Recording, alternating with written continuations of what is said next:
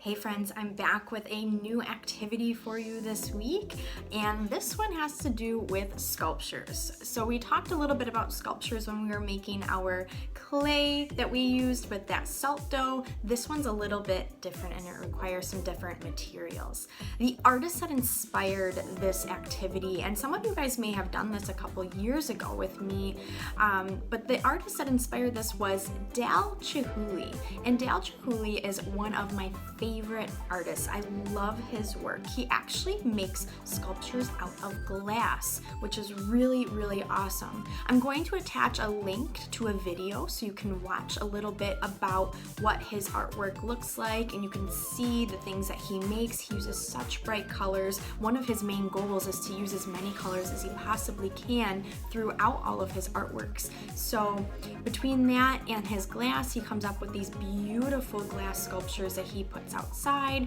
and uses for other purposes. So check those out. We're going to be making our own artwork that's inspired by that. So we can't actually use glass and we don't have the ability to do that, but we are going to be using a coffee filter.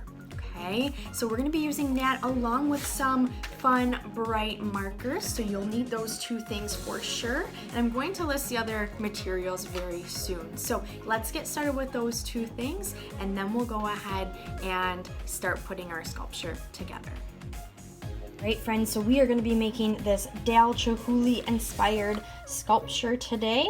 So it kind of reminds us of the glass sculptures that he makes. They look almost like a bowl of some sort. Okay, and if you haven't guessed it already, this is actually a coffee filter. So you may remember this if you've done this with me a couple years ago, or maybe you've never done it before, which is super exciting. These are so easy to make. You just need to have the right materials. Later, what we'll do is probably put maybe a piece of fun colored paper underneath here that you can glue this onto and have a beautiful place to display your Dale Chihuly inspired artwork.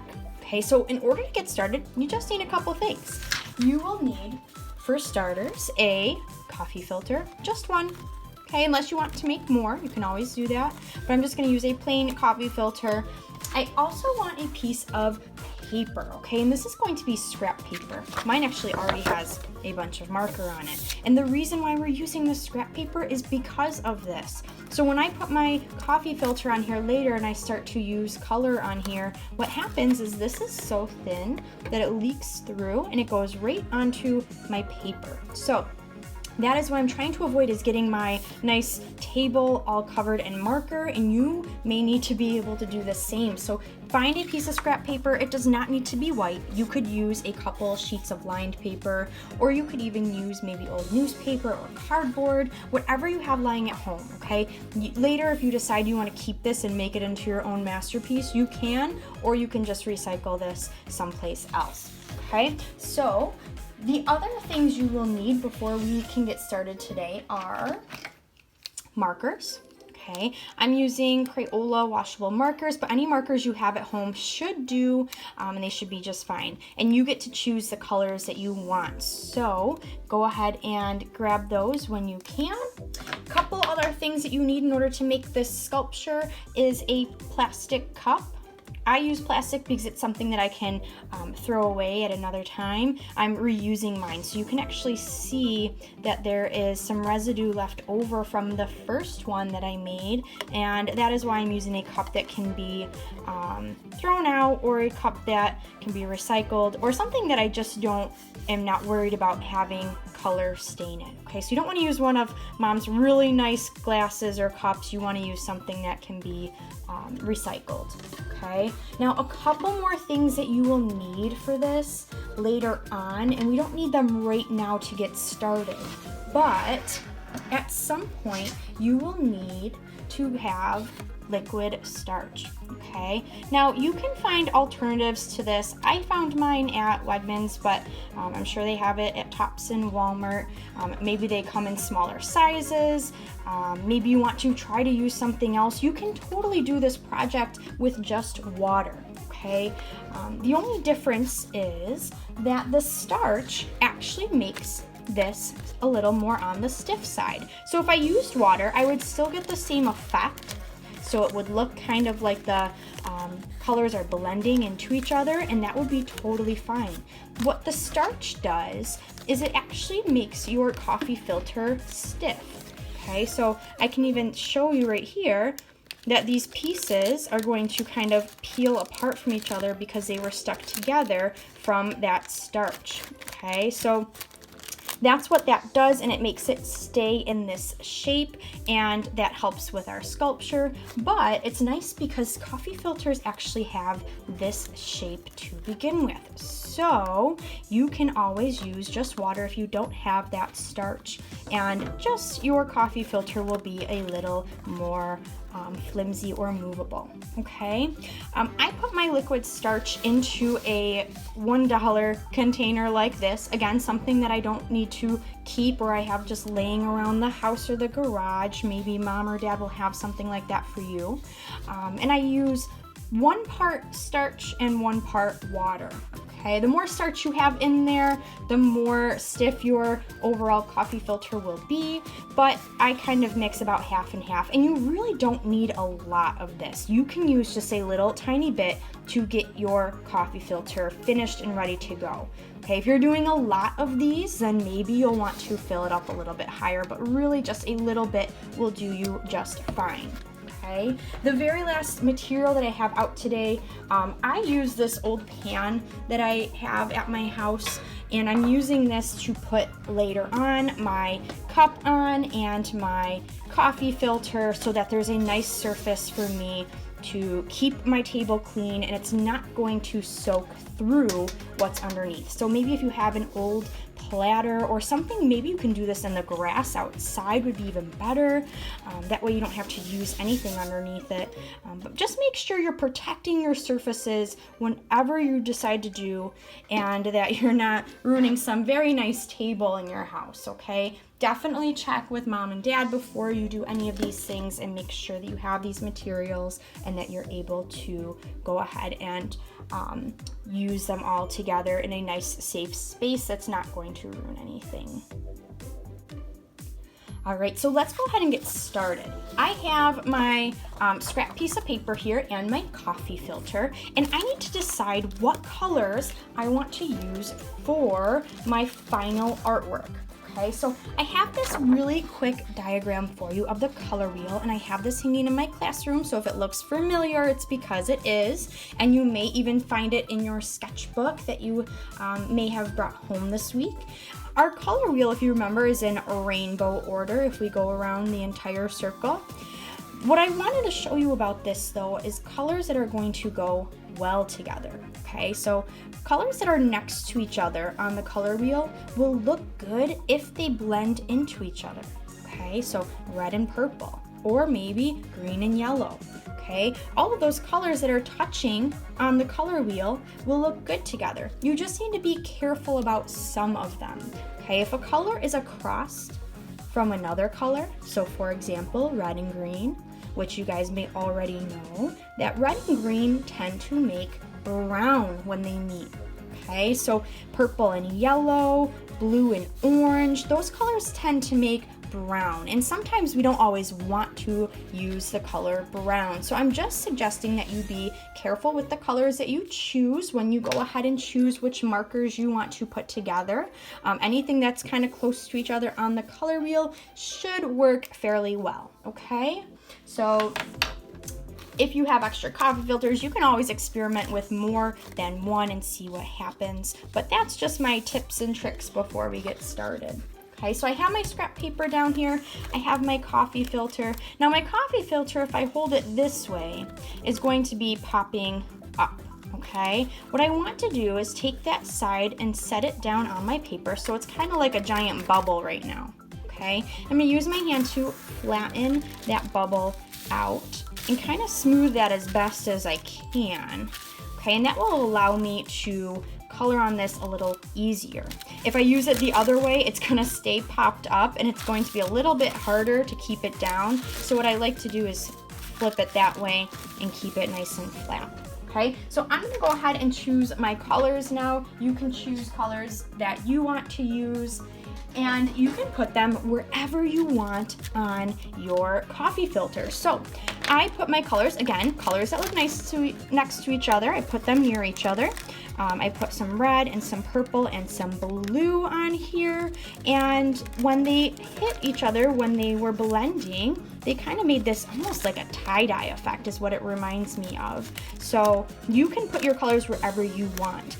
Okay, now when you decide to color on this, just know that that water and starch mixture is going to blend and move those colors throughout your coffee filter. So if you put this really nice design on your coffee filter and you take so much time to make your lines perfect and you color in your shapes perfect and you draw a nice little picture, just know that that water later that we put onto our coffee filter is actually going to mess up that design. Your design is not going to stay perfect. So you don't need to make all of your lines and shapes perfect. You can put random sections of color wherever you want them to be. Okay, so I'm gonna go ahead and color mine in. You can watch and color yours as well.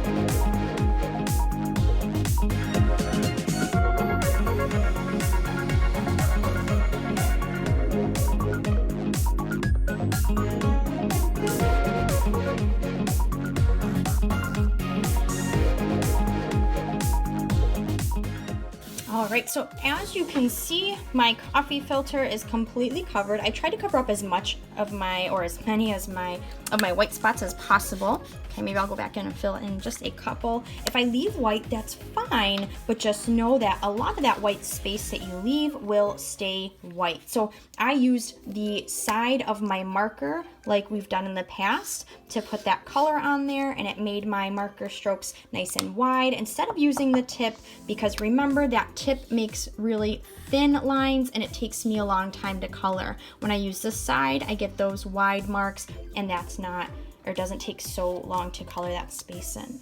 Okay, as you can see, I definitely got messy around here. I added to the artwork that I had earlier. You can take this piece of paper and you can do whatever you want with it. So if you want to make this into something really cool, maybe you found a design in there you want to draw on there, go for it, add to those colors, or go ahead and recycle if you use something like newspaper, okay? So I have my finished artwork. Again, I didn't take my time to draw nice, perfect shapes. I just added some color so that my coffee filter was filled, okay? I'm gonna go ahead now and set up my space to spray my coffee filter.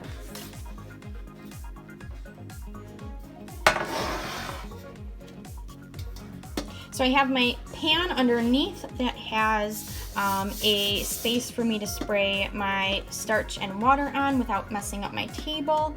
And I have my recyclable cup right here. I also have my coffee filter that's now pretty flat because of the fact that I was coloring on it. So what I'm doing is I'm going to be putting my coffee filter on top of my cup and wrapping it around, okay? But I'm gonna keep my cup upside down. I'm gonna lay my coffee filter on top, and I'm gonna try to find the middle so it's even, okay? And then I'm gonna press my hands down and around it to kind of squish it towards the shape of that cup, and that way it kind of brings that shape back that I started off with, okay?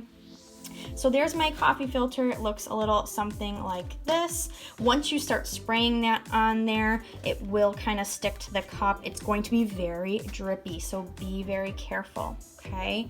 I'm gonna go ahead and find my starch mix that I have, and that is what I'm gonna use to spray onto my coffee filter, okay? So the one thing we need to know about this is that it will kind of spray off of our cups. You have to be careful again about your surroundings. And it also likes to stain your fingertips. So once this is wet, you do not want to touch it. Otherwise, you will have some fingertips that are the color of your coffee table or coffee filter.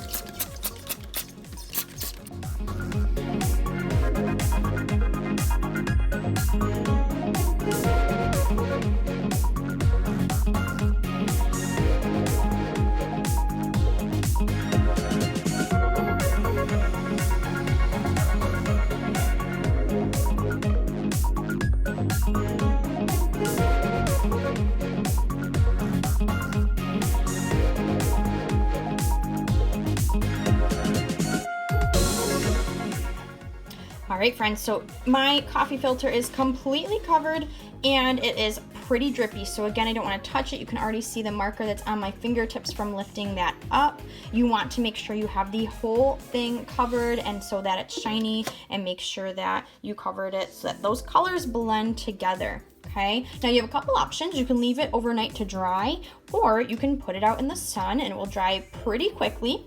And you will end up with a coffee filter that looks a little something like this. Okay, I'm gonna let mine dry. I'm gonna put it back together later, take that off that cup and put it on a piece of colored paper.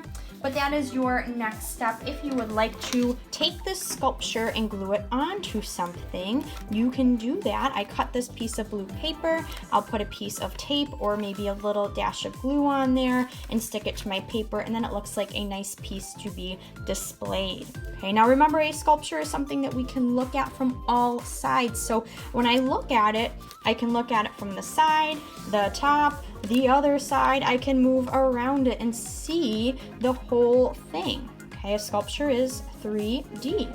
So you now have your Dale Chihuly sculpture. I would love to see some final pictures, all the fun colors you came up with. So feel free to send those to me when you finish. Thank you guys for making art with me again this week, and hopefully we'll be doing some more in the future.